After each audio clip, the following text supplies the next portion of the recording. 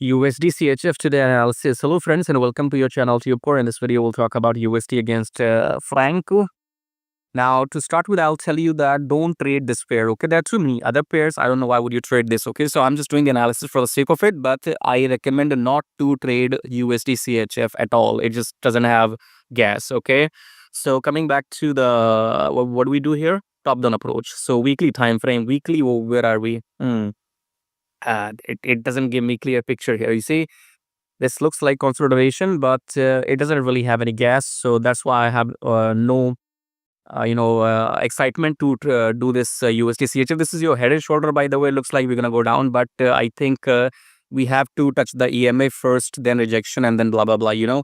So coming back to 4 hour again, I think price will touch the EMA, rejected. You know what? Let's not do this. Let's not waste my time and yours. Don't trade USDCHF. Don't just do it. Go and watch my USD CAD, GBP USD, Euro USD, USD GBP. There are too many pairs. You can't trade all the pairs at once, okay?